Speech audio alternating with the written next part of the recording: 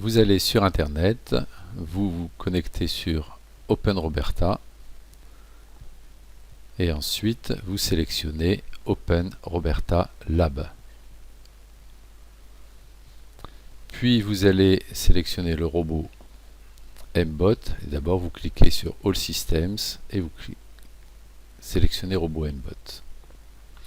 Maintenant vous allez charger le circuit de simulation.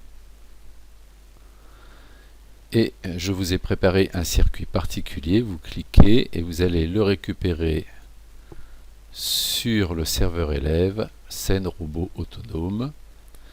Mais ce n'est pas suffisant, il y a un deuxième fichier à télécharger qui est le fichier de configuration de simulation qui est au même endroit. Ce circuit positionne, programme les blocs bleus qui ne sont à l'origine que des dessins. Vous placez le robot MBOT au bon endroit pour pouvoir le pivoter avec le clavier. Vous cliquez une fois dessus et avec les flèches gauche et droite vous le faites pivoter, flèche haut et bas vous le faites avancer ou reculer. On va afficher maintenant les données du capteur de mesure de distance, le capteur ultrason. Là actuellement il est à 90 cm de l'obstacle. Et on voit que ce chiffre est diminué quand on déplace le robot. C'est ce qui va nous servir à faire la détection d'obstacles et à demander au robot de tourner avant qu'il ne rentre dans un obstacle.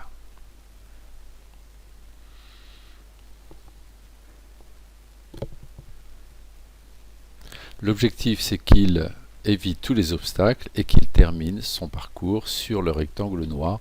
On verra comment détecter le rectangle noir dans une prochaine vidéo.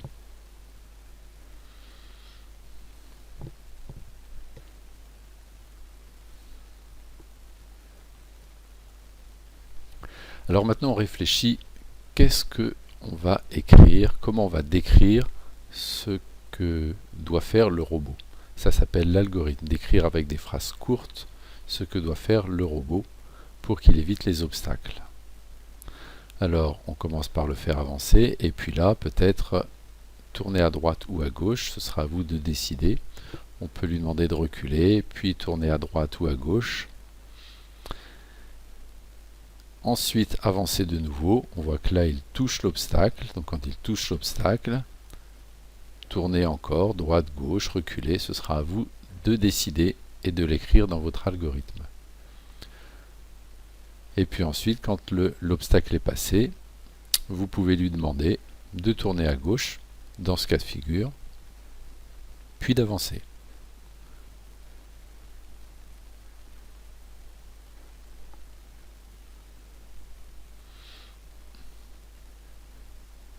On va maintenant écrire justement l'algorithme du robot, c'est-à-dire d'écrire toutes les étapes que vous voulez que fasse votre robot. Il y a plusieurs algorithmes possibles. Je vois que j'ai écrit algorithme. Eh bien tant pis, algorithme. Donc tout d'abord, vous voulez que le robot avance. Il faut donc l'écrire. Beaucoup d'élèves oublient de demander au robot d'avancer et directement lui disent quand le robot approche de l'obstacle, tournez à droite ou à gauche. Non, commencez par le faire avancer. On voit que la distance qui s'affiche réduit et là si je lui dis que d'avancer, eh bien il va rencontrer l'obstacle. Donc là je le positionne un petit peu en arrière. Qu'est-ce que vous aimeriez que fasse ce robot? On a vu ensemble, il peut tourner à droite ou à gauche. Donc on va écrire dans l'algorithme tourner à droite. C'est mon choix, vous pouvez faire autrement. Mais il faut absolument l'écrire. Donc je continue mon algorithme. Deuxième phrase courte. Si le robot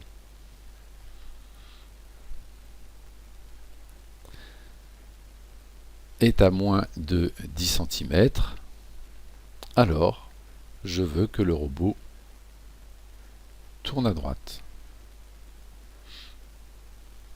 C'est très important d'être très précis avec un robot. Si vous lui dites « si le robot est proche de l'obstacle, tournez à droite », le robot ne sait pas ce que veut dire « proche ». Une distance, c'est précis. Comme tourner à droite pendant un certain temps pour qu'il puisse tourner de 90 degrés, c'est précis, à vous de mettre le nombre de secondes. On a vu que une demi-seconde, c'est suffisant pour qu'il tourne à 90 degrés.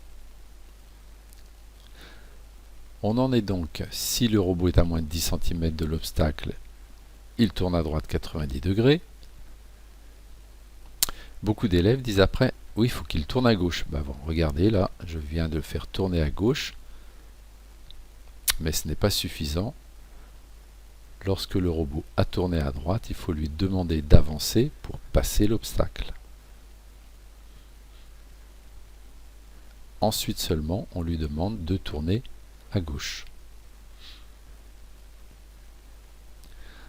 Alors on part sur une seconde pour le faire avancer, mais c'est peut-être trop, c'est peut-être pas assez, et de toute façon on ne connaît pas la dimension des obstacles. Vous verrez par la suite que ça n'a pas énormément d'importance.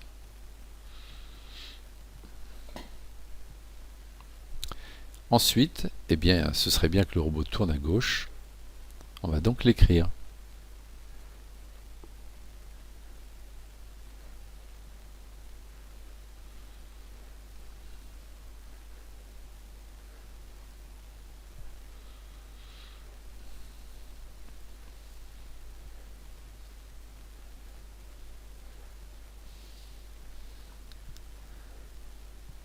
Et puis, lorsqu'il a tourné à gauche, eh bien, vous avez envie de lui demander d'avancer, ce qui est une très bonne idée, jusqu'à ce qu'il se rapproche à nouveau d'un obstacle.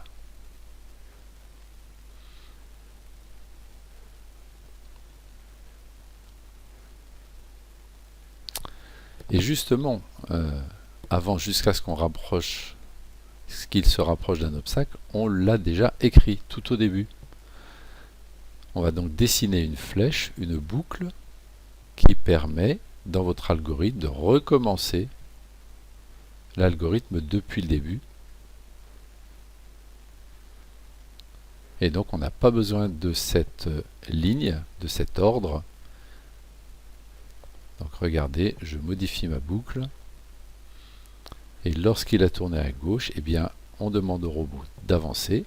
Et si à nouveau il rencontre un nouvel obstacle ou le même obstacle, alors il recommence la même succession de commandes. Tourner à droite, avancer une seconde, puis tourner à gauche.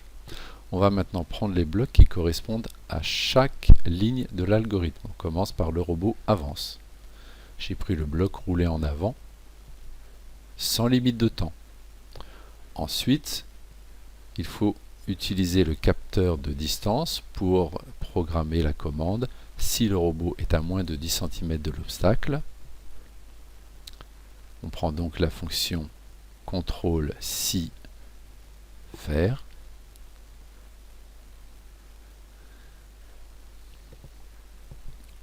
Nous avons besoin de la case logique inférieure ou égale à 10 cm, donc dans logique en bleu clair.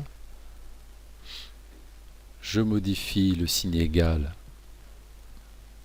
par le signe inférieur ou égal et j'insère dedans le capteur de mesure de distance. Il ne me reste plus qu'à indiquer la distance de 10 cm. Donc si la distance mesurée par le capteur est inférieure à 10 cm, alors dans l'algorithme nous avons écrit que le robot doit tourner à droite.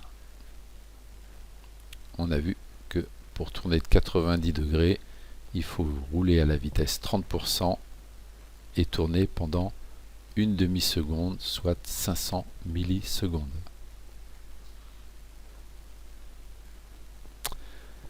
Ensuite, eh bien, nous allons faire avancer le robot. On va prendre la case rouler en avant pendant une seconde, 1000 millisecondes. Je garde la vitesse 30%. On pourrait la changer. Et enfin, tourner à gauche à 90 degrés. Remarquez que j'ai mis tous ces blocs à l'intérieur de la boucle si faire. Si on le met à l'extérieur, eh bien vous regarderez, les résultats ne seront pas du tout les mêmes.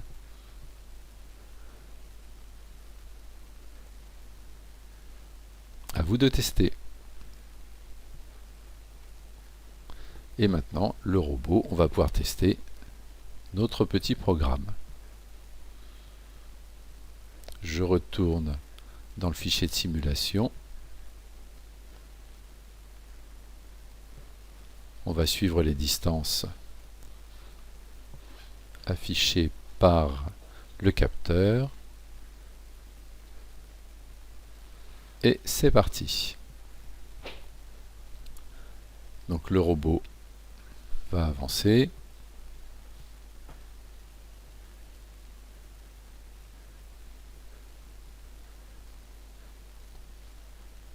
Le robot avance, il a 60 cm et dès qu'il va être à 10 cm, il va tourner à droite. C'est ce qu'il fait pendant une seconde. Ah, vous avez vu? Il réessaye de tourner à gauche, puis une deuxième fois. Il va falloir comprendre pourquoi.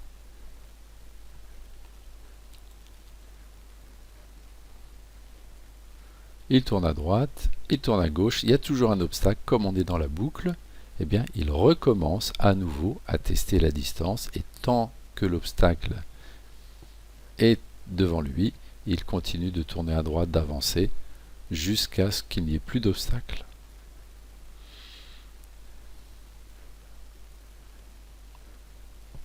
Un autre obstacle, il continue son contournement, il teste. Et là, il n'y a plus d'obstacle. Et vous allez voir, il va tomber dans un piège.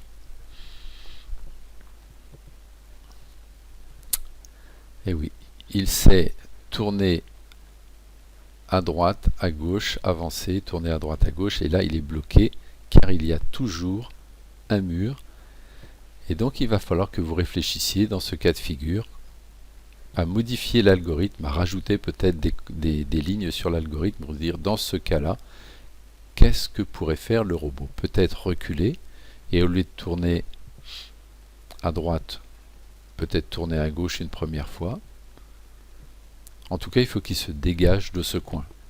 À vous de réfléchir comment il pourrait se dégager, et d'abord l'écrire sur l'algorithme. Amusez-vous bien là-dessus.